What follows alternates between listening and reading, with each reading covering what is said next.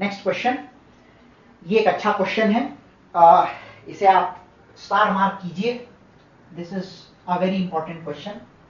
देखो अभी तक इसकी सॉल्युबिलिटी इसकी प्रेजेंस में निकालनी हो तो मैंने आपको एक डायरेक्ट ट्रिक बताई थी, KSP फिक्स होता है, कॉमन आयन की जगह पर नॉर्मल इलेक्ट्रोलाइट की कॉन्सेंट्रेशन रख दीजिए और अनकॉमन आयन के लिए अनकॉमन आयन की जो कॉन्सेंट्रेशन आप निकालोगे that will give you the new solubility. यहां पर एक Ab2 टाइप के सॉल्ट की नई सॉल्युबिलिटी आपको Ab टाइप के सॉल्ट की प्रेजेंस में निकालनी है। इसलिए यहां पर हमारा अप्रोच बेसिक अप्रोच रहेगा। सबसे पहले देखिए यहां पर CaCl2 को जब आप आयनाइज करते हैं तो ये Ca2+ देता है और 2Cl- देता है। मान लेते हैं कि इसकी सॉल्युबिलिटी S है, ठीक है, तो ये जब टूटेगा तो ये S moles per litre calcium ions बनाएगा और 2S moles per litre chloride ions बनाएगा, अगर सॉल्युबिलिटी की वैल्यू S है तो, ठीक है। अब यहां पर CaCO3 की बात करें, ठीक है, CaCO3 आपको आयनाइज होकर दे रहा है Ca2+ एंड CO3 2- मिलीमोलर है, तो ये 10⁻³ मोलर है। लेकिन आप क्वेश्चन पढ़िए, इट इज 10% आयोनाइज्ड, तो इसका 10% मतलब 0.1 टाइम्स 0.1 इंटू 10⁻⁻3, तो कैल्शियम जो आएगा वो यहां पर आएगा 10⁻⁻4 मोलर, 10% ऑफ दिस, तो हमने यहां पर 10% यहां पर डायरेक्टली निकाल दिया। अब KSP की बात करें, इसके लिए अगर KSP की बात करें तो Ab2 टाइप है, 4s³ हो जाएगा, ठीक है। तो मैं यहां पर KSP निकाल देता हूं। KSP is 4 into S³ S is 4 into 10⁻⁻6 का whole cube, 4 into 4 64 into 10⁻⁻18, this is 256 into 10⁻⁻18। KSP की वैल्यू 256 इंटू 10⁻⁻18 आ गई।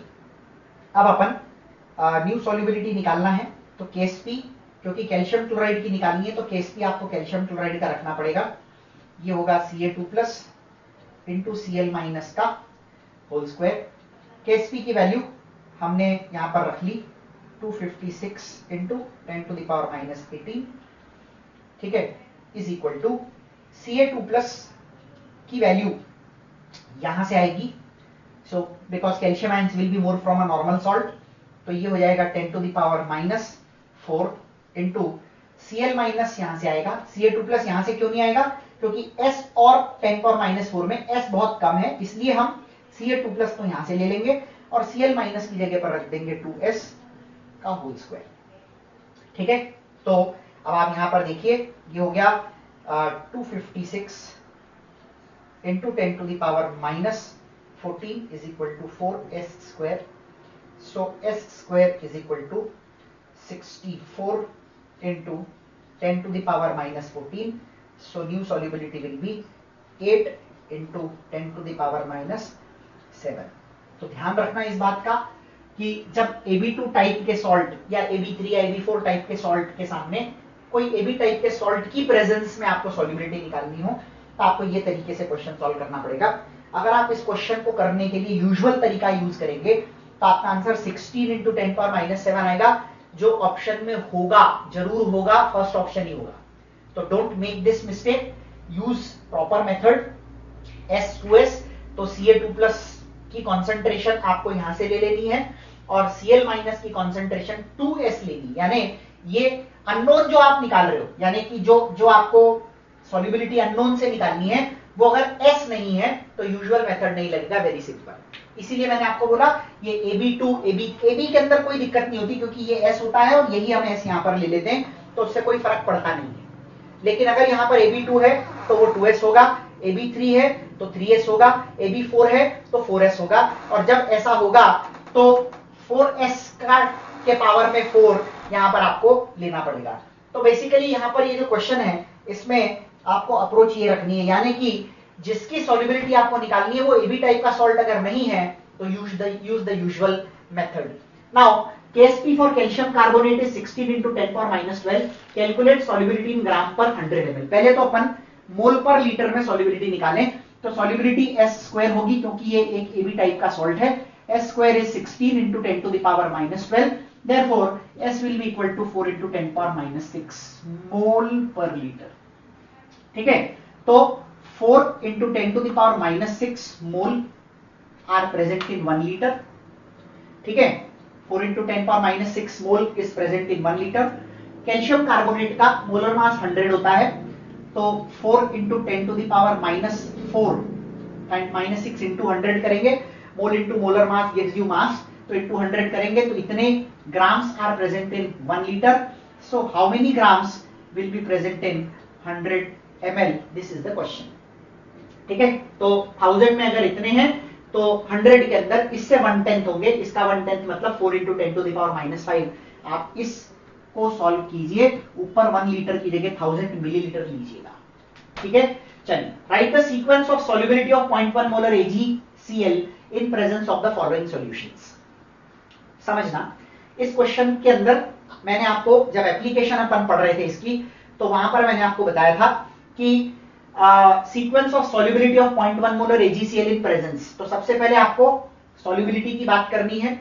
तो इनमें से आपको करना क्या है? First of all classify these into 3 kinds of solutions, जिनमें ऑड आयन है, जिनमें कॉमन आयन है, जिनमें कुछ नहीं है. तो ये वाला तो हमारा ऑड आयन हो गया. ठीक है, वाटर में और KNO3 में कोई कॉमन आयन नहीं है, तो ये दोनों water, it is as good as water, तो ये दोनों एक जैसे हो गए. यहां पर Ag प्लस कॉमन है, यहां पर Ag प्लस कॉमन है, यहां पर Cl माइनस कॉमन है. अब आपको कॉमन आयन की कॉन्सेंट्रेशन देखनी है. 0.01 का डबल, यहां पर 0.02 है कॉमन आयन की कॉन्सेंट्रेशन, यहां पर 0.1 है कॉमन आयन की कॉन्सेंट्रेशन, यहां पर 0.01 है कॉमन आयन की concentration. Now solubility of the fourth one will be greatest obviously, क्योंकि हमने पढ़ा था ऑड आयन की प्रेजेंस में solubility सबसे ज्यादा होती है. इसके बाद में जिसके अंदर पानी होता है वो इंटरमीडिएट में रहता है. पानी या ऐसा जिसके अंदर कोई कॉमन या ऑड आयन नहीं हो, तो 5 = 6 होगा, उससे कम. अब आप देखिए, हमने पढ़ा था कॉमन आयन की कॉन्सेंट्रेशन जैसे जैसे बढ़ेगी सॉल्युबिलिटी कम होगी. तो सबसे कम कॉन्सेंट्रेशन है 3 की, तो इसकी सॉल्युबिलिटी सबसे ज्यादा होगी, followed by 1 and followed by 2. तो बेसिकली यहां पर ये इस तरह से क्वेश्चंस को सॉल्व करना होता है. सबसे पहले आप आइडेंटिफाई करेंगे कॉमन आयन है कि ऑड आयन है कि कुछ भी नहीं है. ऑड आयन है उसको सबसे आगे रखना है. Ammonia is a very famous example, this is the only example you need to remember, मैंने आपको बोला हुआ है. तो ऑड आयन को सबसे आगे रख दीजिए. फिर रखिए ऐसे आयंस, ऐसे सॉल्ट्स जिनमें कोई कॉमन आयन नहीं हो, या फिर पानी, दोनों के अंदर सेम सॉल्युबिलिटी रहेगी, कोई फर्क नहीं पड़ेगा. फिर आइए कॉमन पे. कॉमन में जहां कॉन्सेंट्रेशन सबसे कम है वहां सॉल्युबिलिटी सबसे ज्यादा होगी, और उसी सीक्वेंस में इसको अरेंज करते जाइए. चलिए अगला क्वेश्चन देखिए. Will a precipitate of magnesium hydroxide be formed in a 10⁻³ molar if the pH of the solution is adjusted to 9. अब आप समझना कि प्रेसिपिटेट बनेगा कि नहीं बनेगा. तो हमको सबसे पहले IP निकालना पड़ेगा. pH अगर 9 है और यहां पर हमें OH चाहिए, तो POH की वैल्यू 5 होगी, तो OH माइनस आयन कॉन्सेंट्रेशन 10⁻⁻5 हो जाएगा. नाउ IP हमें निकालना है. IP का मैग्नीशियम हाइड्रोक्साइड के लिए जो फॉर्मूला होता है वो होता है Mg2+ इंटू OH माइनस का स्क्वायर. Mg2+ की कॉन्सेंट्रेशन आपको दे रखी है 10⁻³ और OH माइनस आयन की कॉन्सेंट्रेशन जो है वो है 10⁻⁻5, क्योंकि POH 5 है, और इसका स्क्वायर जब आप इसको सॉल्व करते हैं तो ये आता है 10⁻13. ठीक है, 10⁻13, या इसे हम आप इन दोनों को कंपेयर करें. So this is 8.9 into 10⁻12. ठीक है, 8.9 इंटू 10⁻12. तो KSP की वैल्यू अगर अपन इसको भी 13 में कन्वर्ट करना चाहते हैं तो ये 89 इंटू 10⁻13 हो जाएगा. 89 इंटू 10⁻13, और ये है सिंपली 10⁻13. तो आप क्लियरली देख सकते हैं KSP बड़ा है. ठीक है, कंपैरेटिवली अगर अपन IP से, तो KSP अगर बड़ा है और IP छोटा है तो प्रेसिपिटेट नहीं बनना चाहिए. This is the point. तो बेसिकली आपको IP को कंपेयर करना है KSP से. क्लियर? आप इसको 10 इंटू 10⁻⁻14 भी लिख सकते हैं, लेकिन वो लिखने का फायदा इसलिए नहीं है क्योंकि हमें 10 पावर माइनस 12 की रेंज में लाना है, तो this will be 0.1 into 10 power minus 12 and this is 8.9 into 10 power minus 12। तो ऑब्वियसली केएसपी बड़ा है, यानी जो घुल सकता है वो बड़ा है और जो आप घुल रहे हो वो छोटा है, इसका मतलब प्रेसिपिटेट नहीं बनने वाला। क्लियर? इस तरह से ये क्वेश्चंस को सॉल्व किया जाता है। चलिए अगला क्वेश्चन देखें। Calculate the pH at which magnesium hydroxide begins to precipitate. मैंने आपको बोला था जैसे ही क्वेश्चन का है बिगिंस टू प्रेसिपिटेट, केएसपी और आईपी को इक्वेट कर दीजिए। केएसपी का वैल्यू आपको 10 टू द पावर माइनस 11 दे रखा है और मैग्नीशियम हाइड्रोक्साइड के लिए आईपी की वैल्यू होगी Mg2 plus into OH minus का स्क्वायर। अब OH माइनस का स्क्वायर, ठीक है। Now 10 to the power minus 11 is equal to 0.1 molar. देखो 0.1 मोलर मैग्नीशियम आयन है, तो यहां पर हम लिखेंगे 0.1 इंटू OH माइनस का स्क्वायर, ठीक है। तो OH माइनस की वैल्यू जो है वो हो जाएगी 10 टू द पावर माइनस 5। इसको सॉल्व करो, OH माइनस का square is 10 to the power minus 10, तो OH minus will be 10 power minus 5, so POH will be 5 and pH will be 9। इस तरह से आपको पूछा जा रहा है किस pH पे ये बिगिन हो जाएगा, तो pH निकालने के लिए आपको OH माइनस की कॉन्सेंट्रेशन निकालनी पड़ेगी और OH माइनस की कॉन्सेंट्रेशन निकालने के बाद में POH एंड देन pH निकालेंगे, ठीक है। अगला क्वेश्चन देखो, इक्वल वॉल्यूम्स। लास्ट सेशन में जब अपन थियरी के बारे में पढ़ रहे थे इसकी, तो मैंने आपको एक बात बोली थी, इक्वल वॉल्यूम बोले तो दोनों की कॉन्सेंट्रेशन को आधा करके यहां से कैल्शियम उठा लो, यहां से सल्फेट उठा लो, कैल्शियम सल्फेट का आईपी आ जाएगा। तो कैल्शियम सल्फेट का आईपी होगा 2 into 10 to the power minus 3 का आधा। ये है किसकी कॉन्सेंट्रेशन, 2 इंटू 10 पावर माइनस 3 का आधा सल्फेट की कॉन्सेंट्रेशन, और कैल्शियम की concentration 4 into 10 to the power minus 3 का आधा, ठीक है। ये कैंसिल हो जाएगा और आपको मिलेगा 2 into 10 to the power minus 6, ठीक है। तो आप साफ देख सकते हैं कि यहां पर 2 into 10 to the power minus 6 आपको आईपी का वैल्यू मिल रहा है, तो clearly IP is less than KSP. तो जब आईपी छोटा होता है और केएसपी बड़ा होता है तो प्रेसिपिटेट नहीं बनता, ठीक है। इस तरह से आप क्वेश्चंस को सॉल्व कर सकते हैं। इक्वल वॉल्यूम बोलते ही दोनों को डिवाइड बाय 2 करो और दोनों का प्रोडक्ट ले लो, तो कैल्शियम का कॉन्सेंट्रेशन और सल्फेट की कॉन्सेंट्रेशन जो आपको प्रोवाइडेड है उनसे आप प्रोडक्ट निकालेंगे तो उसको हम आयनिक प्रोडक्ट कहेंगे, और वही आयनिक प्रोडक्ट को हम आईपी के साथ में केएसपी के साथ में कंपेयर करके पता लगा सकते हैं कि प्रेसिपिटेट बनेगा कि नहीं बनेगा, ठीक है। Next question, 0.002 mole solid calcium phosphate. Now this is a different question, इसलिए क्योंकि यहां पर हम दो सॉल्यूशंस नहीं मिला रहे हैं। एक सॉल्यूशन है हमारे पास 1 लीटर ऑफ 0.004 मोलर HCl और उसके अंदर हम सॉलिड कैल्शियम फॉस्फेट मिला रहे हैं, इतने मोल 1 लीटर में मिला रहे हैं। तो मोलैरिटी तो कैल्शियम फॉस्फेट की CA3PO4 होल ट्वाइस की molarity 2 into 10 to the power minus 3 हो जाएगी, क्योंकि इतने मोल 1 लीटर में मिला रहे हैं। नाउ ये जब आयनाइज होता है तो ये हमें 2CA3 plus CA2 plus 3CA2 plus देता है। तो यहां पर कैल्शियम की कॉन्सेंट्रेशन जो हो जाएगी 6 into 10 to the power minus 3 mole per litre calcium हो जाएगा, ठीक है। अब आपको CaCl2 की बात करनी है, तो ये तो आपका CA2 प्लस हो गया, ठीक है। एंड क्लोराइड आयन का कंट्रीब्यूटर HCl है जो आपको 4 into 10 to the power minus 3 molar concentration दे रहा है। आईपी की वैल्यू हमें निकालनी है। IP for calcium chloride will be CA2 plus into Cl minus का whole square. CA2 plus is 6 into 10 to the power minus 3 into 4 into 10 to the power minus 3 का whole square. So this is 6 into 10 to the power minus 3 into 16 into 10 to the power minus 6। This is 96 into 10 to the power minus 9, ठीक है। तो 96 into 10 power minus 9 can be written as, ठीक है। इसको आप अगर यूं देखें तो 96 इंटू 10 पावर माइनस 9 ऑब्वियसली बड़ा वैल्यू है, ठीक है, कंपेयर्ड टू दिस।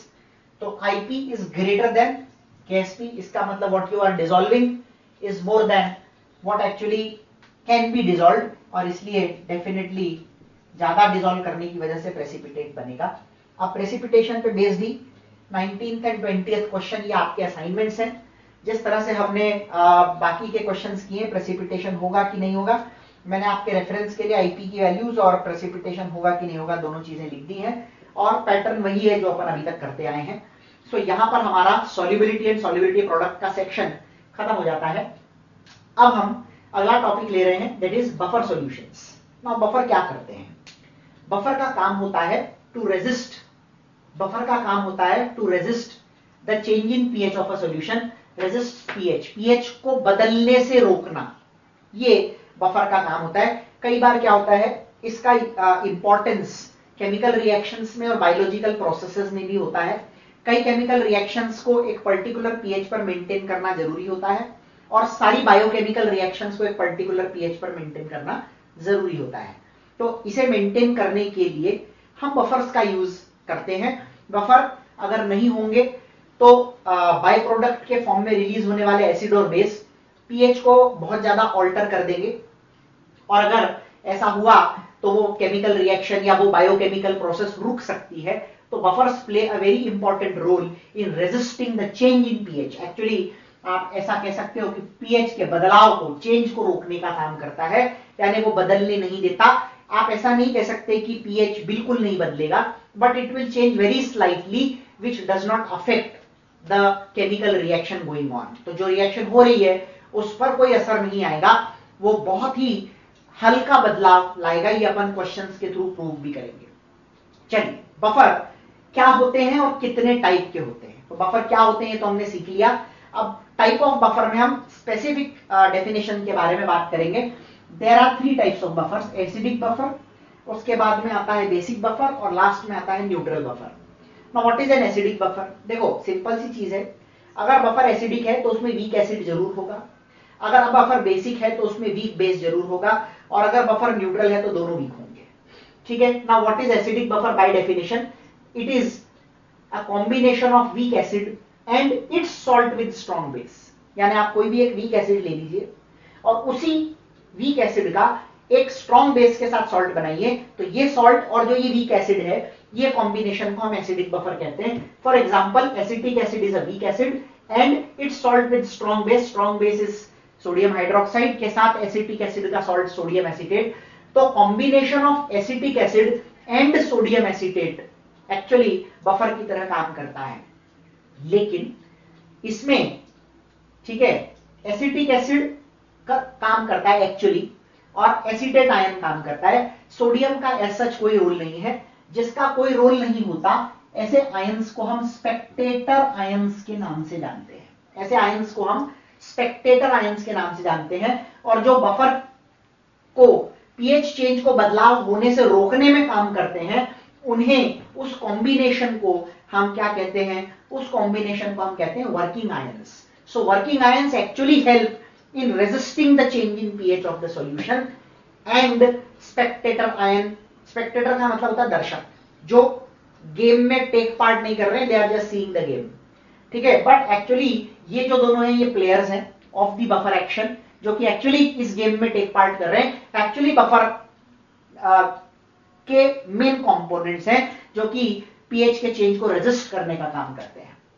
ठीक है, अब आप इसको अगर ध्यान से देखो तो एसिटिक एसिड में से एक H+ निकलने पे एसीटेट आयन बना। लास्ट सेशंस के अंदर जब अपन conjugate acid base pair theory पढ़ रहे थे, तो वहां मैंने आपको कहा था a conjugate acid base pair is at a difference of either 1 H+ और 1 OH-। तो ये कॉम्बिनेशन एसीटेट आयन और एसिटिक एसिड में केवल एक H+ का फर्क है, इसलिए इस कॉम्बिनेशन को हम क्या कहते हैं? Conjugate acid base pair. So आप ऐसा कह सकते हो, acidic buffer is conjugate acid base pair. Acidic buffer के अंदर क्या क्या होते हैं? तो एक एसिड होता है और उसका कॉन्जुगेट बेस प्रेजेंट होता है। एक एसिड होता है और उसका कॉन्जुगेट बेस प्रेजेंट होता है। क्लियर? नाउ ये काम कैसे करते हैं एसिडिक बफर पे बता देता हूं। बिल्कुल लगभग वैसा ही काम बेसिक बफर का भी होता है। तो बेसिक बफर में मैं इसकी मैकेनिज्म आपको नहीं बताऊंगा, वर्किंग क्या है, कैसे होता है, नहीं बताऊंगा। सॉल्यूशन में एसिटेट आयन भी होते हैं और एसिटिक एसिड भी होता है। अब मान लीजिए किसी रिएक्शन के दौरान H+ का कॉन्सेंट्रेशन बढ़ गया, तो H+ का कॉन्सेंट्रेशन जैसी सॉल्यूशन में बढ़ेगा, एसीटेट आयन एसिटिक एसिड से आता है। एसिटिक एसिड एक वीक एसिड है, तो acetate ion strong conjugate base होगा।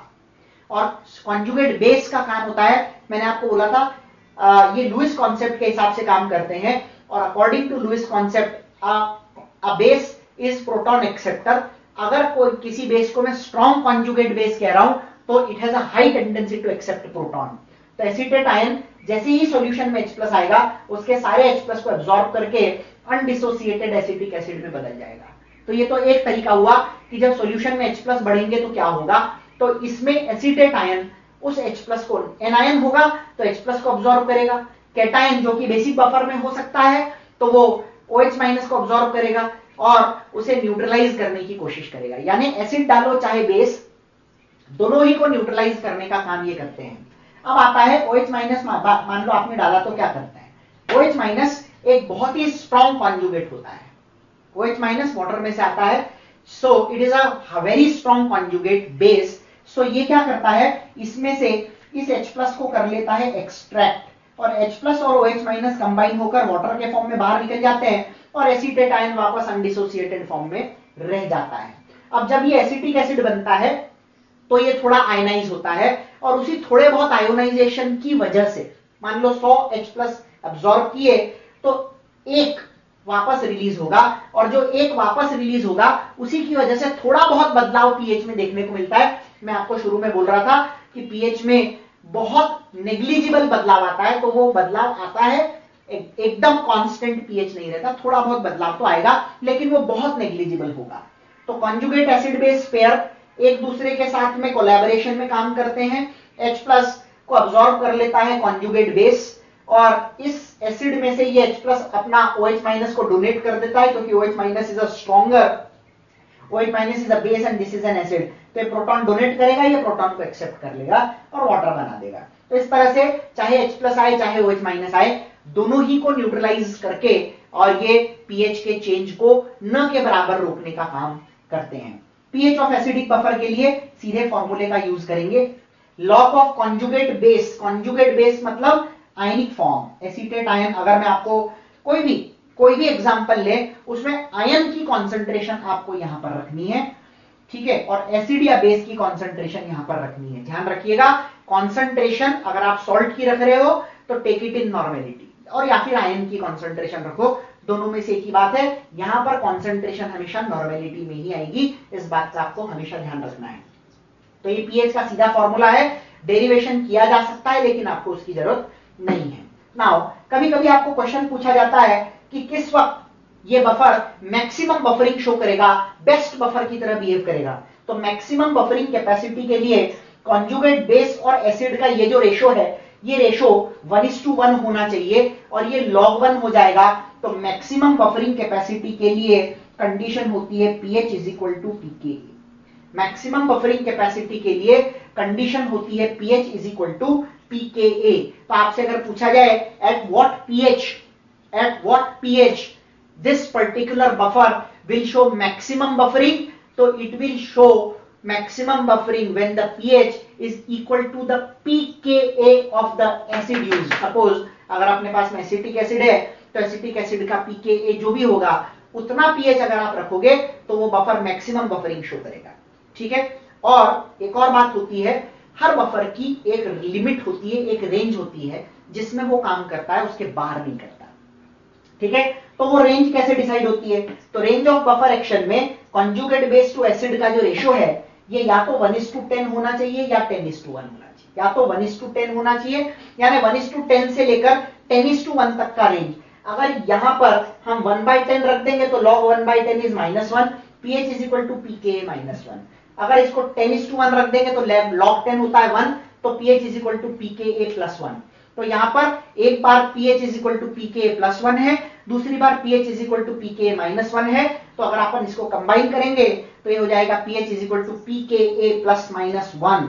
तो रेंज मान लो कि pKa की वैल्यू 4 है, तो 4 + 1 होता है 5, 4 - 1 होता है 3। तो ये बफर जिसका pKa, जिसके अंदर जो एसिड यूज है उसके pKa का वैल्यू अगर 4 है तो 3 से 5 pH की रेंज में वो काम करेगा। और बेस्ट काम कब करेगा, जब pH की वैल्यू pKa यानी 4 के बराबर होगी, जो एग्जांपल मैंने अभी लिया उसके हिसाब से, ठीक है। चलिए अब क्योंकि हमने एसिडिक बफर के बारे में सारी बातें कर ली है, let us talk about basic buffer.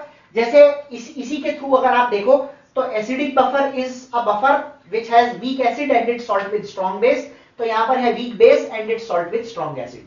Weak base ammonium hydroxide या अमोनिया ले लो। अमोनिया के एक्वस सॉल्यूशन को ही हम अमोनियम हाइड्रोक्साइड कहते हैं। तो कभी क्वेश्चन में एक्वस अमोनिया बोले तो आप मान के चलना कि वो अमोनियम हाइड्रोक्साइड है। और इसका स्ट्रॉन्ग एसिड HCl के साथ में सॉल्ट बनाओगे तो अमोनियम क्लोराइड बनेगा। इसमें से ये जो सेलेक्टेड आयंस हैं, again ammonium ion and ammonium hydroxide, ये दोनों तो वर्किंग आयन है। और जो क्लोराइड आयन यहां पर है, this is known as the spectator ion. Again this ion will not take part in buffering action. Buffering action जो वर्किंग है बफर का, ये बिल्कुल इसी तरह से होता है। बस यहां फर्क ये है कि NH4+ will absorb OH and H+ will extract OH। और इस तरह से ये साइकिल चलेगा। इसको बार बार एक्सप्लेन करने की जरूरत नहीं है। यहां पर भी NH4+ और NH4OH में एक OH का फर्क है और एक OH के फर्क पे भी कॉन्जुगेट एसिड बेस पेयर होता है। अगर आप अमोनिया और अमोनियम आयन ले ले तो ये भी पेयर बफर है, क्योंकि अमोनिया और अमोनियम आयन में एक H+ का फर्क है और एक H+ के फर्क पे भी बफर होता है। तो this buffer is also conjugate acid base pair.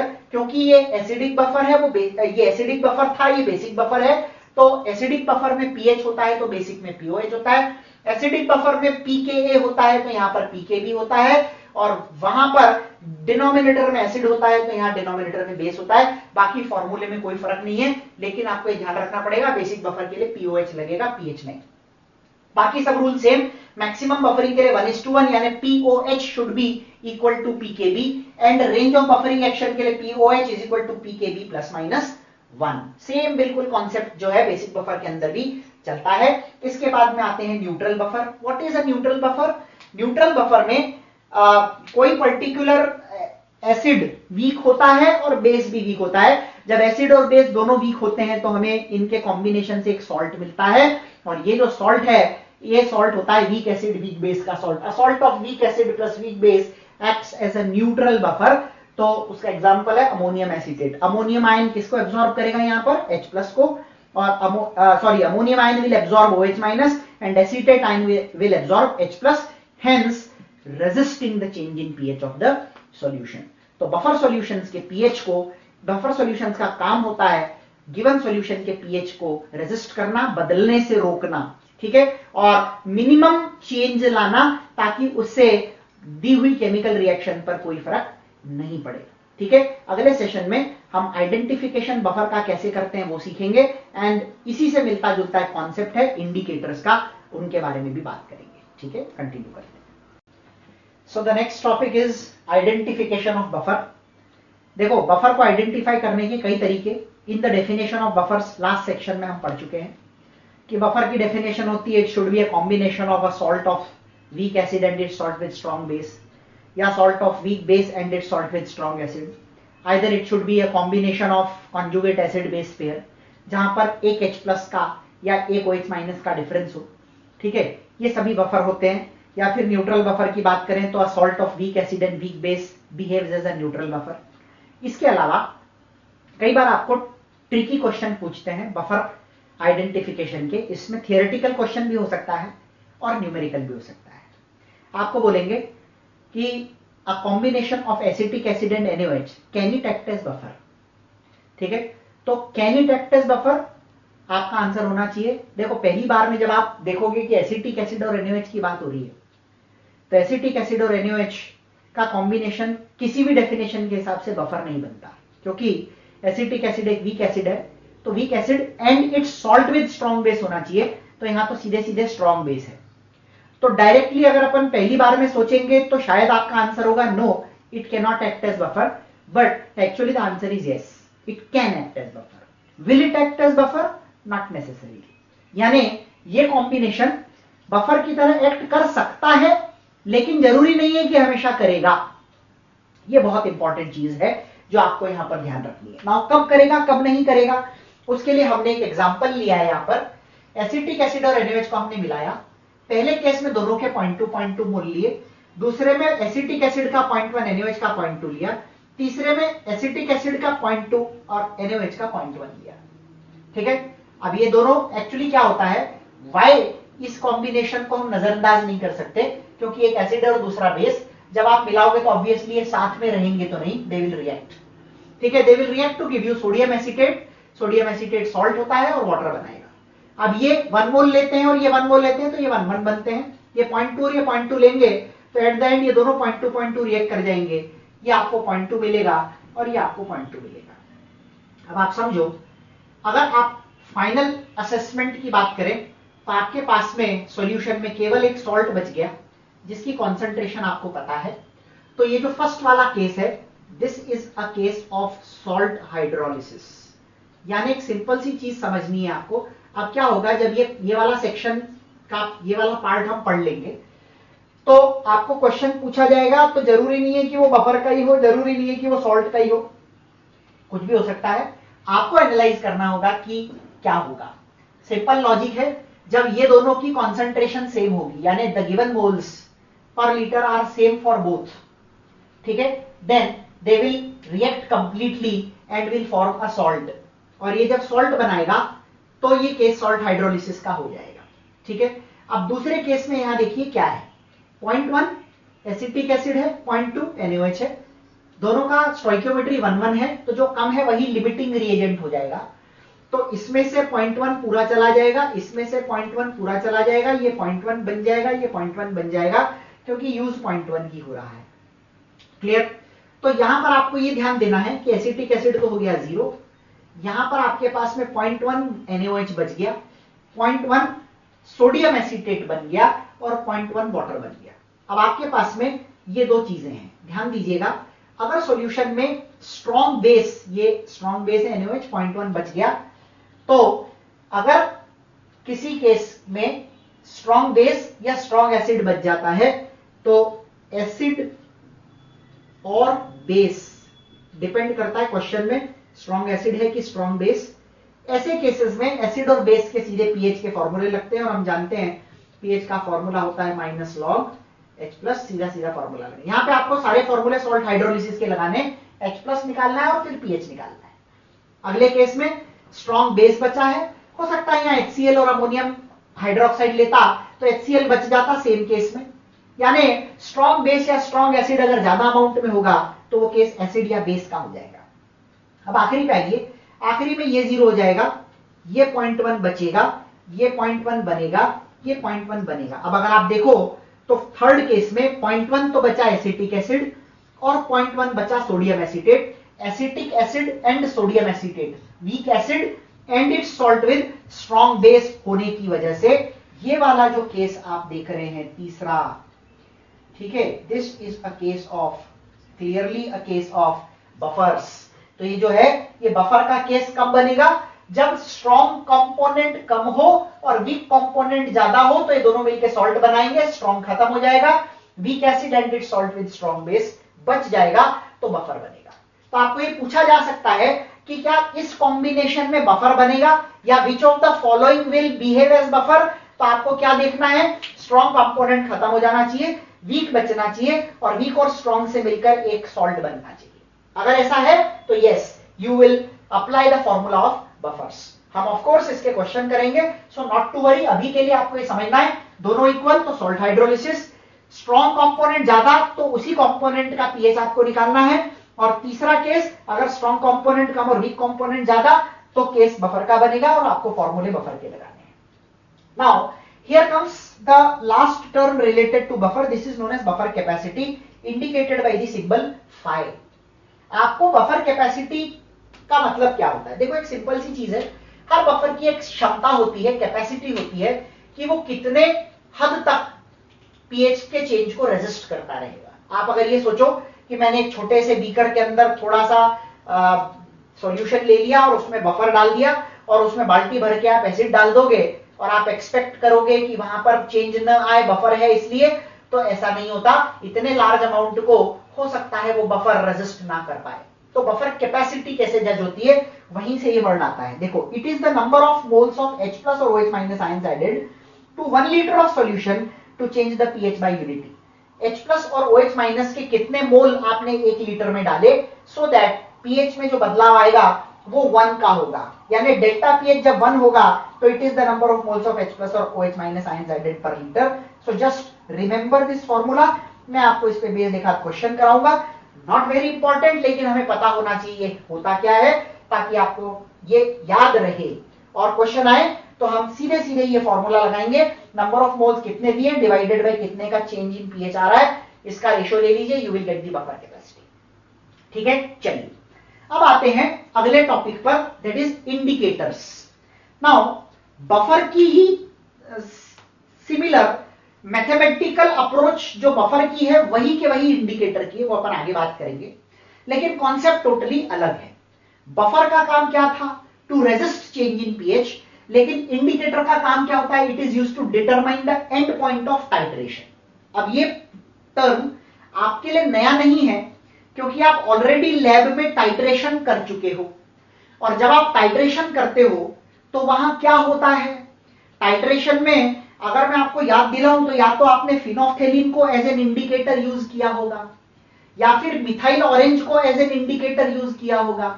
तो फिनोफ्थेलिन या मिथाइल ऑरेंज इंडिकेटर हैं, ये इंडिकेट करते हैं क्या, इंडिकेट करते हैं कि आपका रिएक्शन कंप्लीट हो गया, एंड पॉइंट आ गया, रिएक्शन पूरी तरह से खत्म हो गई, जो एसिड या बेस आपने लिया था उसे ब्यूरेट में से जो एसिड बेस था उसने कंप्लीटली न्यूट्रलाइज कर दिया। ये बातें इंडिकेट करने का काम करती है, बाकी हम तो माइक्रोस्कोपिकली देख नहीं सकते ना कि कितना हुआ है कितना नहीं हुआ है। So you need to understand this कि इंडिकेटर का काम होता है ये बताना कि रिएक्शन का टाइट्रेशन का एंड पॉइंट कब आया। सिंपल भाषा में, केमिस्ट्री की भाषा में बात करूं तो टाइट्रेशन करने पर रिएक्शन खत्म कब हुई, यानी अगर आपने नीचे एसिड लिया था तो इस एसिड को ऊपर से डाले जाने वाले बेस ने कंप्लीटली न्यूट्रलाइज कब किया, उस पॉइंट को पता लगाने के लिए इंडिकेटर काम करते हैं। हमने लैब में मेनली दो तरह के इंडिकेटर यूज किए हैं, एक यूज किया है फिनोफ्थेलिन और दूसरा यूज किया है मिथाइल ऑरेंज। बहुत फेमस इंडिकेटर्स हैं। आपको याद होगा जब आप टाइट्रेशन करते थे तो बीकर में आप 2 ड्रॉप एसिड ले लेते थे और उसके अंदर 2 ड्रॉप फिनोफ्थेलिन डाल देते थे, और ऊपर से ब्यूरेट से ड्रॉप वाइज चीजों जो भी ऊपर से सॉल्यूशन था उसको डालते रहते थे, और ये तब तक करते थे जब तक परमानेंट लाइट पिंक कलर नहीं आ जाता था। This is what we used to do. ठीक है, तो पिंक कलर आना चाहिए। यहां पर आपके पास में जो फिनोफ्थेलिन है ये एक्चुअली है क्या, HPH H+ दे रहा है, ये एक वीक एसिड होता है। तो आपसे अगर पूछा जाए कि फिनोफ्थेलिन इंडिकेटर या कोई भी इंडिकेटर क्या होता है, तो आप कहेंगे it is either a weak acid और अ वीक बेस। तो ये जो मिथाइल ऑरेंज है ये एक वीक बेस होता है, you need to understand this. So phenolphthalein is a weak acid and methyl orange is a weak base. ठीक है, चलिए अब यहां पर अगर अपन बात करें तो एक सिंपल सा रूल हमेशा ध्यान रखना है। ठीक है, according to some theories indicator का जो आयनिक फॉर्म होता है वो हमेशा डार्क कलर्ड होता है, इंटेंस कलर्ड होता है, और जो इंडिकेटर का अनआयोनाइज्ड फॉर्म होता है वो या तो कलरलेस होता है या लाइट कलर्ड होता है। देखो PH- फिनोफ्थेलिन आयन है which is pink in colour. अगर आप इसकी कॉन्सेंट्रेशन बढ़ाओगे, आपने लैब में किया भी होगा, you get dark pink colour here. And यहां पर मिथाइल ऑरेंज की बात करें तो ऑरेंज कलर होता है, बहुत ज्यादा कॉन्सेंट्रेटेड हो जाए तो it appears red as well. लेकिन जो अनआयोनाइज्ड फॉर्म्स है दोनों इंडिकेटर के, या तो देखो फिनोफ्थेलिन अनआयोनाइज्ड फॉर्म में कलरलेस होता है और मिथाइल ऑरेंज अनआयोनाइज्ड फॉर्म में येलो होता है, या तो ये कलरलेस होगा या लाइट कलर्ड होगा अनआयोनाइज्ड फॉर्म में, और आयोनाइज्ड फॉर्म में ये हमेशा इंटेंसली कलर्ड होगा। ठीक है, फिनोफ्थेलिन एसिडिक मीडियम में pink to colourless change show करता है। देखो एक सिंपल चीज समझते हैं, ऐसा क्यों। इसका जो आंसर है वो हमारे केमिकल इक्विलिब्रियम के ली शैटेलियर प्रिंसिपल में है। आप जब सिस्टम में एसिड डालोगे तो you are increasing the concentration of this ion. ये कॉमन आयन इफेक्ट हमने आयनिक इक्विलिब्रियम में पढ़ा था पीएच के बाद, सॉल्ट के पहले। तो कॉमन आयन H+ है, एसिडिक मीडियम डाला तो H+ बढ़ेगा, और H+ बढ़ेगा तो ये इक्विलिब्रियम को कहां ले जाएगा, बैकवर्ड। आपको याद आ रहा है common ion effect, acidic medium होगा तो H+ बढ़ेगा, H+ बढ़ेगा तो इस इक्विलिब्रियम पे ये बढ़ेगा, और ये बढ़ेगा तो इक्विलिब्रियम बैकवर्ड शिफ्ट होगा। इक्विलिब्रियम बैकवर्ड शिफ्ट होगा तो HPH की कॉन्सेंट्रेशन बढ़ेगी विच इज कलरलेस, तो पिंक टू कलरलेस शिफ्टिंग हो जाएगी। ठीक है, और यदि हम यहाँ बेसिक मीडियम ले लेते तो ये OH- अगर यहाँ होता तो H+ और OH- मिलकर ऑड आयन इफेक्ट शो करते, ये H+ को डिक्रीज करता, इक्विलिब्रियम फॉरवर्ड शिफ्ट होता, और फॉरवर्ड शिफ्ट होता तो मोर PH- बनता विच इंडिकेट्स पिंक कलर। तो इसका कलर कैसा हो जाता, पिंक कलर। तो ये आपको ध्यान रख लेना है कंसेप्ट, ये सीधा सीधा ली शैटिलियर प्रिंसिपल पे बेस्ड है। एसिडिक मीडियम में pink to colourless and basic medium में कलरलेस टू पिंक।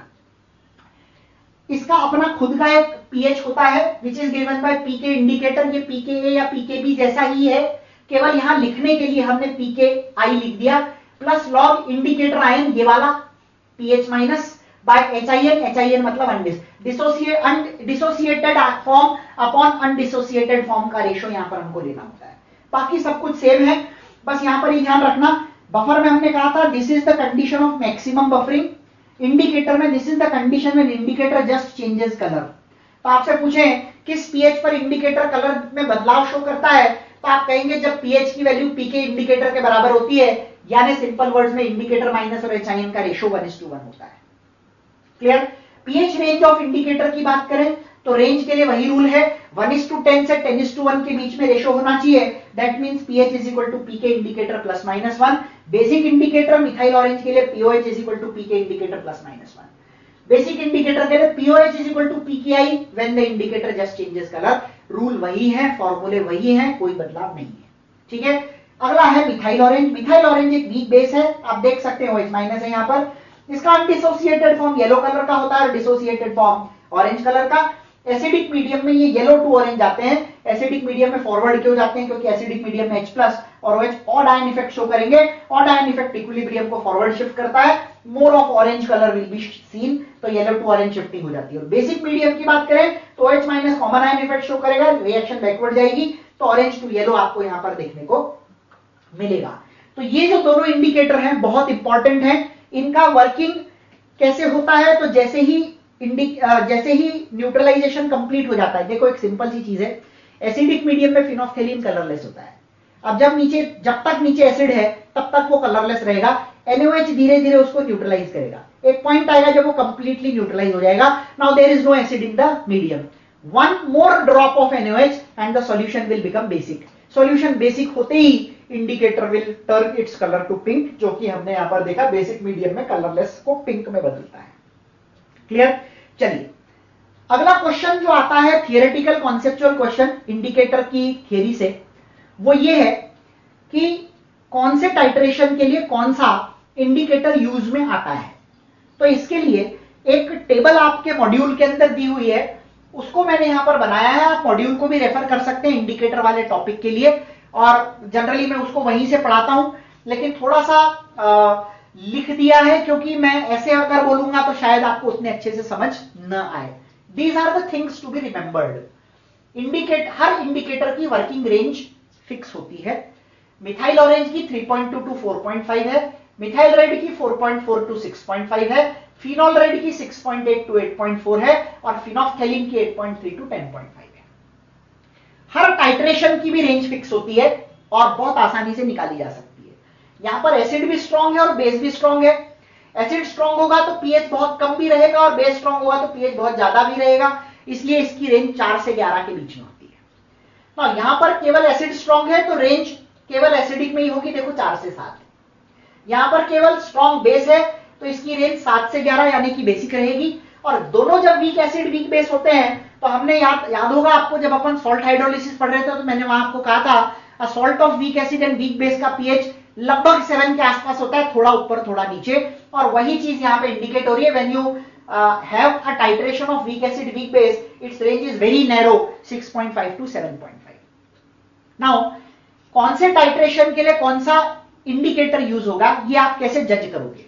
इसका जजमेंट बहुत आसान है, सिंपल रूल है। आपको देखना है कि हमारा स्ट्रॉन्ग एसिड स्ट्रॉन्ग बेस का टाइट्रेशन का रेंज 4 से 11 है।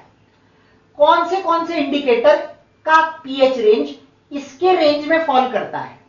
तो जैसे 4 से 11 है, मिथाइल ऑरेंज 3.2 है और फिनोफ्थेलिन का आखिरी 10.5 है, यानी ये सारे के सारे इंडिकेटर 4 से 11 के बीच में आ रहे हैं। ठीक है, तो 4 टू 11 की रेंज के बीच में जो भी इंडिकेटर फॉल करेंगे, ठीक है, वो सारे के सारे इंडिकेटर्स का यूज आप बहुत आराम से कर सकते हैं फॉर टाइट्रेशन। तो स्ट्रॉन्ग एसिड स्ट्रॉन्ग बेस के टाइट्रेशन के लिए आप कोई सा भी इंडिकेटर यूज कर सकते हैं, there is no restriction as such. Strong acid वाले में 4 से 7, तो 4 से 7 के बीच में केवल यही दो इंडिकेटर है, methyl orange and methyl red. तो स्ट्रॉन्ग एसिड वीक बेस का टाइट्रेशन हो तो सुटेबल इंडिकेटर या तो मिथाइल ऑरेंज होता है या फिर मिथाइल रेड होता है। स्ट्रॉन्ग बेस वाले केस में 7 से 11 मोस्ट सुटेबल इंडिकेटर इज फिनोल्फ्थैलीन, जो पूरी तरह से रेंज में आ रहा है। फिनोल रेड का थोड़ा पार्ट बाहर है, इसलिए it is not a very suitable indicator. Week acid weak base की रेंज इतनी नैरो होती है कि इस नैरो रेंज में कंप्लीटली कोई भी इंडिकेटर फॉल नहीं करता, इसलिए generally you don't get very good results for week acid weak base titrations. आपने ये देखा भी होगा अगर आप ध्यान से सोचेंगे कि वीक एसिड वीक बेस के टाइट्रेशन आपको लैब में नहीं कराए जाते। अगर चुनना ही है तो phenolphthalein would be the appropriate option, but आपको रिजल्ट बहुत अच्छे इससे नहीं मिलते हैं। तो अगर आपसे पूछा जाए कि वीक एसिड वीक बेस के लिए कौन सा इंडिकेटर यूज किया जाता है, तो आप जनरली प्रेफर करेंगे कि ऐसा बोलेंगे कि it does not, there is no suitable indicator for such titration if at all. फोर्स चारों में ऑप्शन है ही नहीं कि नो सुटेबल इंडिकेटर, तो फिर phenol red can be considered. It may not give you very good results, but अगर चुनना ही है तो फिर फिनॉल रेड को चुना जा सकता है। ठीक है, तो यहां पर हमारे बफर्स और इंडिकेटर्स की थियरी कंप्लीट हो गई है। फ्रॉम द नेक्स्ट सेशन हम लोग इससे रिलेटेड पॉसिबल न्यूमेरिकल्स कैसे कैसे बन सकते हैं, बहुत वैरायटी के क्वेश्चंस बफर के अंदर खास तौर पे बनते हैं, तो उसके बारे में अपन बात करेंगे in the next session. Let us start with the questions related to buffer solution. Which of the following can act as buffer?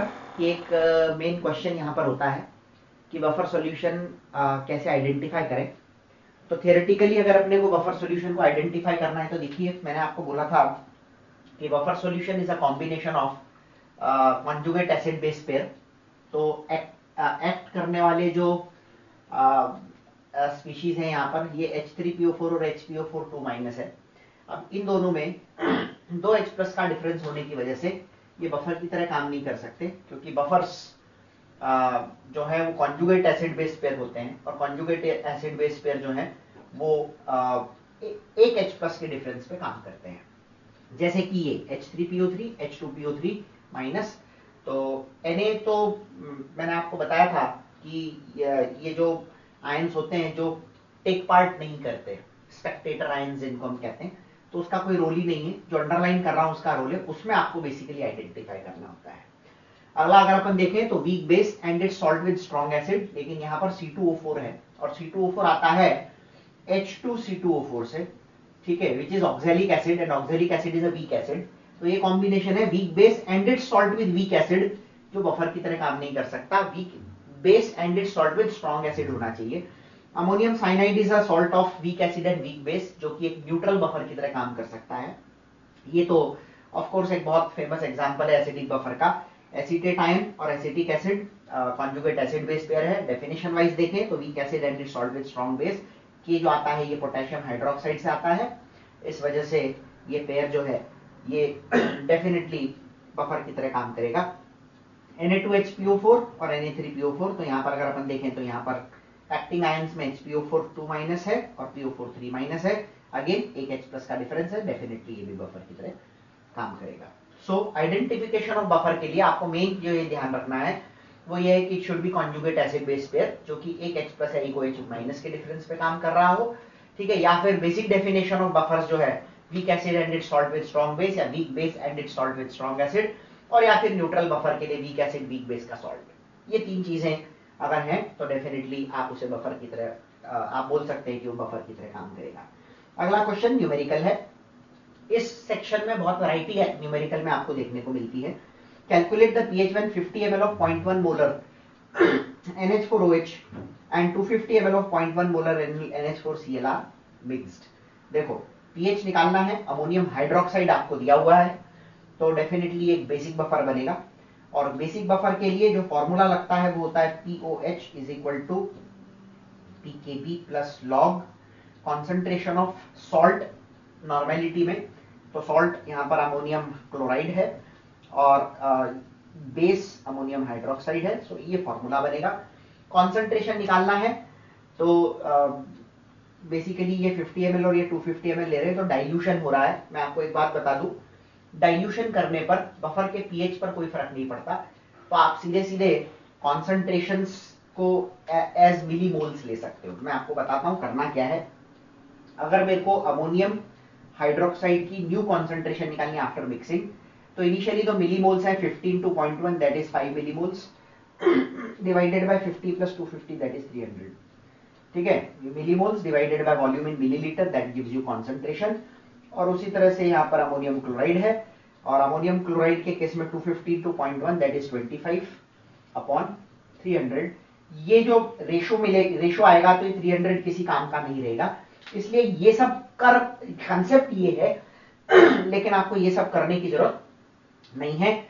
सीधे सॉल्ट की जगह पर 250 to 0.1 रखिए और बेस की जगह पर 50 to 0.1 रखिए, दैट इज 25/5। चलिए क्वेश्चन में वैल्यू सब्स्टिट्यूट करते हैं। केबी की वैल्यू 10⁻⁵ है तो पीकेबी की वैल्यू 5 हो जाएगी, प्लस लॉग अमोनियम क्लोराइड की कॉन्सेंट्रेशन 25 डिवाइडेड बाय 5, लॉग 5.7 होता है तो आपको पीओएच की वैल्यू मिलेगी 5.7 और पीएच की वैल्यू यहां से आपको मिल जाएगी 8.3।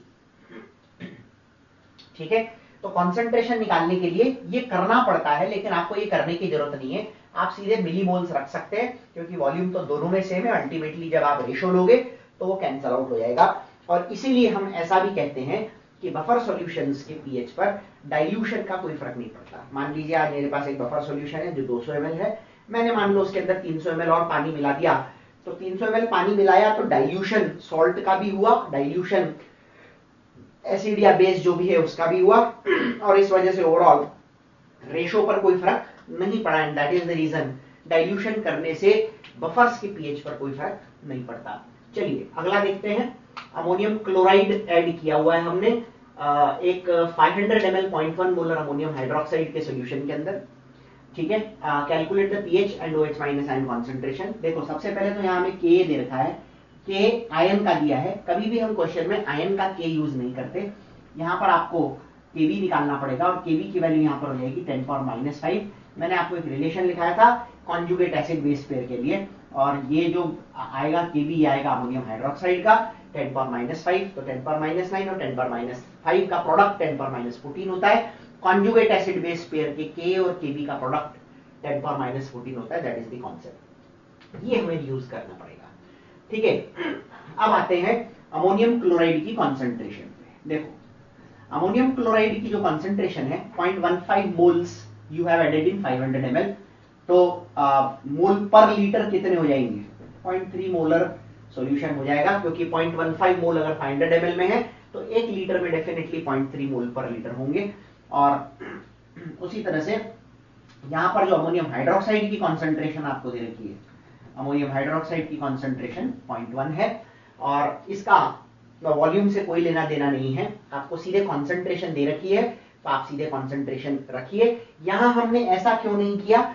क्योंकि यहाँ पर दो सॉल्यूशन नहीं मिलाए हैं तो नए वॉल्यूम का कोई रोल नहीं है। यहाँ पर आप एक के मोल मिला रहे हो डायरेक्ट, यानी आपने अमोनियम क्लोराइड वे किया, 0.15 मोल के इक्विवेलेंट वेट जितना भी हो गया उतना आपने 500 ml इसमें मिला दिया, तो फाइनल वॉल्यूम पर कोई फर्क नहीं पड़ा। Now again this is a basic buffer, so POH is equal to PKB, PKB will be 5, ठीक है, plus log concentration of salt is 0.3 by concentration of base is 0.1, ये log 3 है which is 0.48, ये हो जाएगा 5.48। अगर POH की value 5.48 है तो pH आपको पूछा है, pH की वैल्यू कितनी हो जाएगी? 8.52। ठीक है, अब यहां से आपको OH- आयन कॉन्सेंट्रेशन निकालना है। देखो POH जो होता है वो होता है minus log OH- ion concentration, that is equal to 5.48। इस माइनस को हटाकर यहां ले लीजिए, और OH- आयन कॉन्सेंट्रेशन निकालने के लिए आपको एंटी लॉग निकालना पड़ेगा।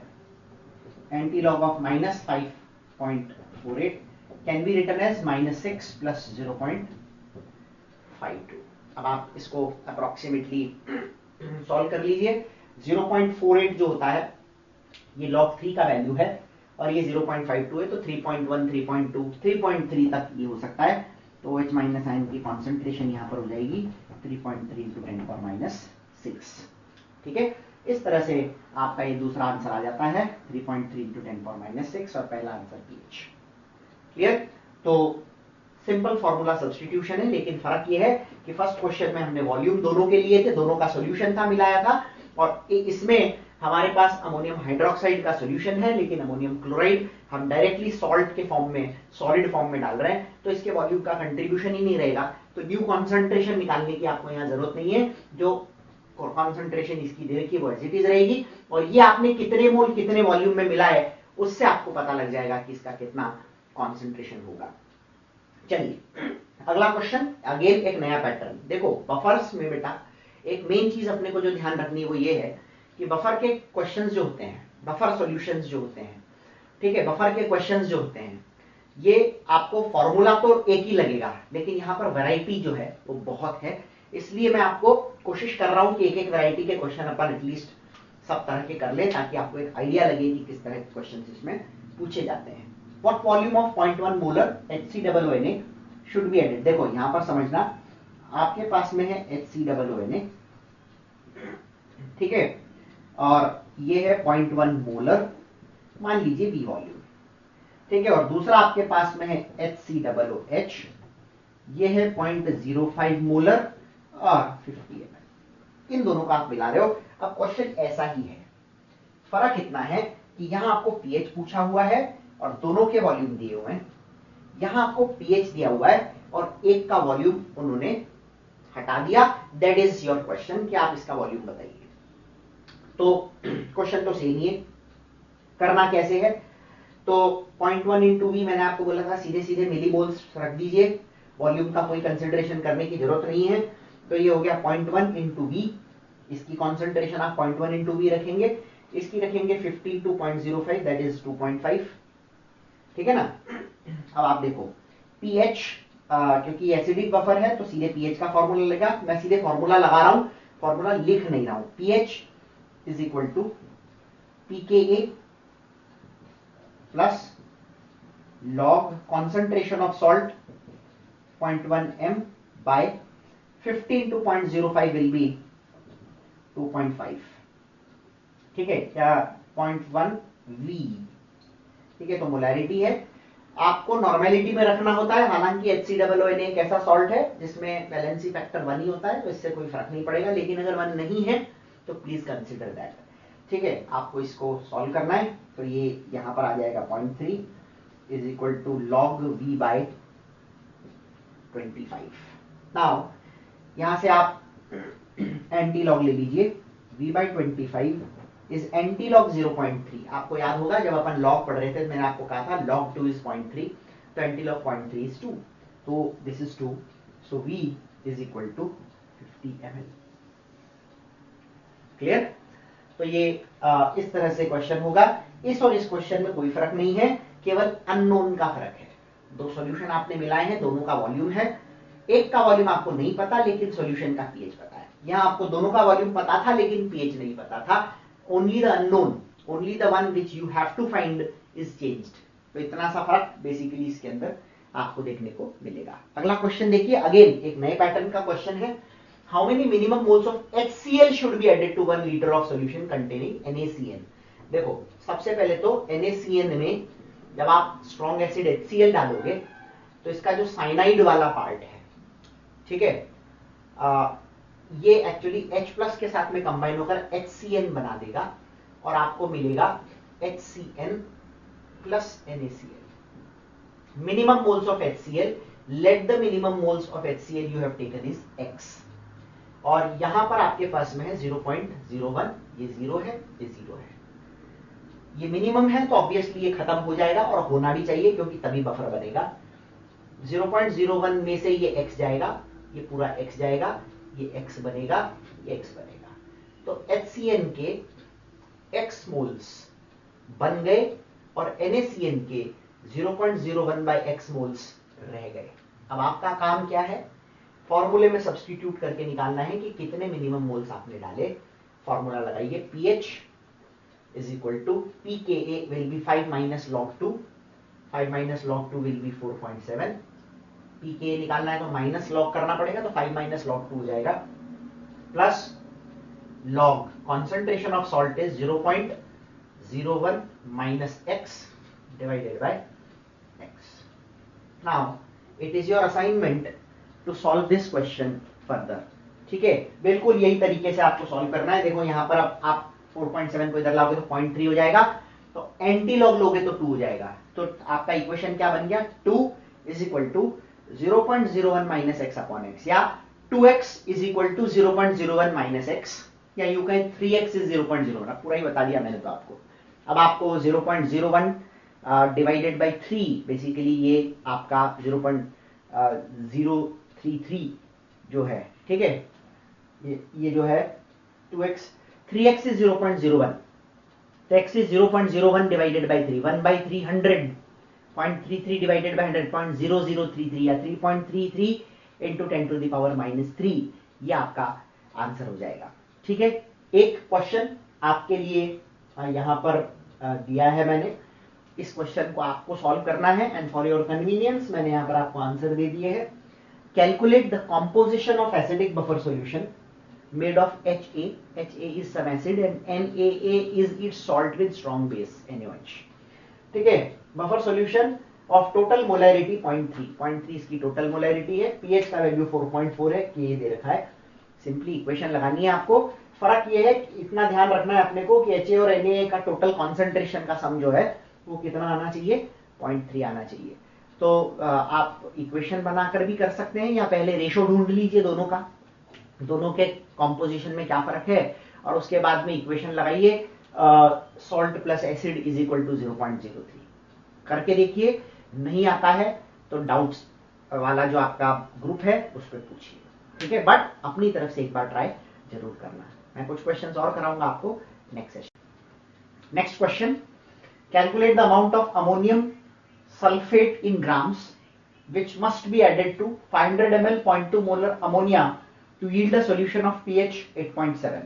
चलिए, फॉर्मूला लगेगा POH, POH is equal to PKB plus log concentration of salt, concentration of salt यहां पर हमारा है अमोनियम सल्फेट, ठीक है, divided by concentration of base that is ammonia. अब आप ध्यान रखिएगा, मैंने आपको एक बात बोली थी शुरू में, concentration should always be taken in normality, और उसका असर यहां आएगा क्योंकि यहां पर वैलेंसी फैक्टर जो है वो 2 है, तो यहां से जो कॉन्सेंट्रेशन आप निकालेंगे वो नॉर्मेलिटी में आएगी, मोलैरिटी में नहीं। पीओएच की वैल्यू यहां से निकालेंगे तो 5.3 आएगी, pH plus pOH 14 is equal to pKb की वैल्यू 5 होती है, plus log concentration of salt में यहां पर लिख रहा हूं इसकी जगह पर, this is our salt, by ammonia का कॉन्सेंट्रेशन आपको यहां पर 0.2 दे रखा है, तो यहां पर 0.2 रख दीजिए।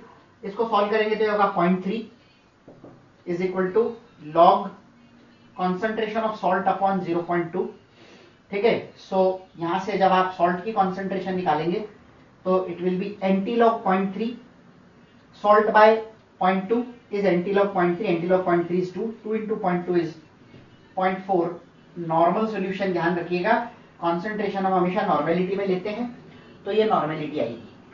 अब 0.4 equivalents are present in 1 litre, इसका मतलब ये होता है 0.4 gram equivalents are present in 1 litre that is 1000 ml, लेकिन हमारा सॉल्यूशन 1000 ml नहीं है, कितना है, 500 ml है।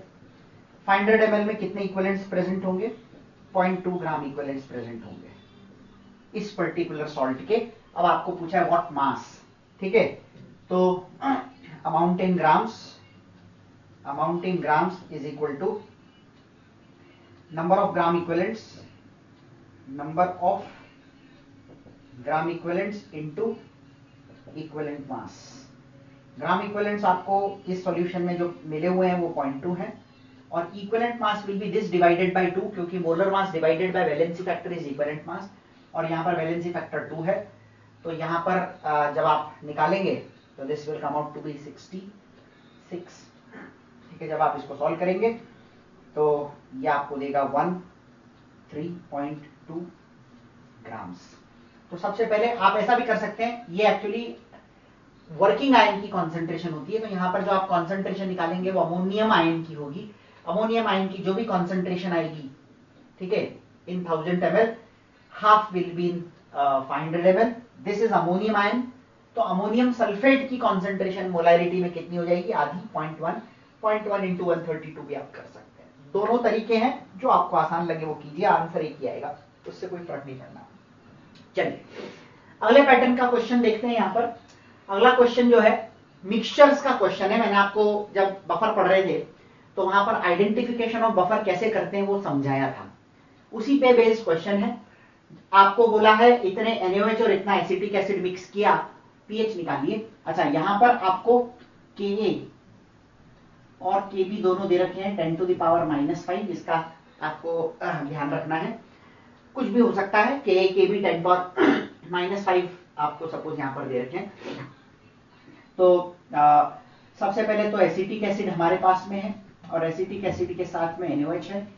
जब आप इन दोनों को रिएक्ट कराते हैं तो ये CH3COONA हो जाता है और H2 हो जाता है। CH3COOH is 15 to 0.05, that is 2.5। ठीक है, 15 to 0.1 is 5, ये 0 हो गया, ये 0 हो गया। अब आप यहाँ देखिए वीक एसिड कम है तो ये तो पूरा चला जाएगा, यहां से ये 2.5 जाएगा तो 2.5 बचेगा, ये 2.5 बनेगा और ये 2.5 बनेगा। अब आप सिंपल सी चीज समझो, मैंने आपको वहां पे भी बोला था अगर NaOH यानी कि स्ट्रॉन्ग बेस बच गया तो pH will be decided by strong base only. तो सबसे पहले तो हम NaOH की कॉन्सेंट्रेशन निकालेंगे। ये 2.5 मिलीमोल्स है NaOH के और 50 और 50 यहाँ पर 100 ml में प्रेजेंट है। तो आपका जो कॉन्सेंट्रेशन हो गया वो हो गया 25 इंटू 10 to the power -3। ठीक है, यहां से आप POH निकालेंगे। POH is equal to 3 minus log 25। ठीक है, 3 माइनस 25 का log कैसे निकाले, 5 स्क्वायर 2 log 5 1.4। ये सब बातें मैं आपको log के समय बता चुका हूं तो बहुत ज्यादा डिटेल में जाऊंगा नहीं। pH will be equal to 12.4। इस तरह से pH के क्वेश्चंस को आप यहाँ पर सॉल्व करते हैं। ये कैसे आया ये देख लो जरा इधर, इसको हम ऐसे लिख सकते हैं log 5 square which is 2 log 5 और log 5 0.7 होता है, 2 into 0.7 is 1.4। ठीक है, अगला देखिए CH3 COOH plus NaOH gives you CH3 COONA plus H2O। ठीक है, यहां पर एसिटिक एसिड आपके पास में 5 है और ये 2.5 है। कंडीशन उल्टी हो गई, ये 5 था ये 2.5 था, यहाँ पर ये 5 है और ये 2.5 है। ये हो गया 0 और ये हो गया 0। ये सॉल्व करेंगे तो ये हो जाएगा 0, ये बचेगा 2.5, ये बनेगा 2.5, ये बनेगा 2.5। सोडियम एसीटेट और एसिटिक एसिड दोनों बच गए हैं। इस कॉम्बिनेशन को हम बफर कहते हैं। बफर का फॉर्मूला लगाइए, pH हमें निकालना है इज इक्वल टू pKa की वैल्यू आपको मिलेगी 5 plus log concentration of salt bye acid, दोनों सेम है तो ये हो जाएगा log 1 which is 0। So pH की वैल्यू आपको मिल गई 5। इस तरह से ये सेकंड देखो, फर्स्ट पैटर्न में वीक एसिड कम था और स्ट्रॉन्ग बेस ज्यादा था तो आपको स्ट्रॉन्ग बेस के आधार पे pH निकालना पड़ा। दूसरे केस में वीक एसिड ज्यादा है और स्ट्रॉन्ग बेस कम है तो यहां पर आपको बफर बनेगा क्योंकि आपको सॉल्यूशन में weak acid and its salt with strong base मिल जाएगा। ये चीज मैं आपको थियरी में बता चुका हूं। ठीक है, और तीसरा क्वेश्चन तीसरी पॉसिबिलिटी पे है, दैट इज सॉल्ट हाइड्रोलिसिस। हालांकि इस तरह के क्वेश्चन हम पहले भी कर चुके हैं। CH3COOH प्लस NaOH रिएक्ट कराइए, सबसे पहले रिएक्शन लिखिए, ये बहुत इंपॉर्टेंट होता है। और ये लिख दिया हमने रिएक्शन, ये भी 50.1 है, ये भी 50.1 है तो इसके 5 मिलीमोल्स हैं, इसके 5 है, जब ये 0 है।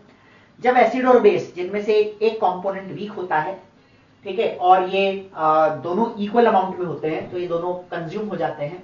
ये 5 बचता है, ये 5 बचता है।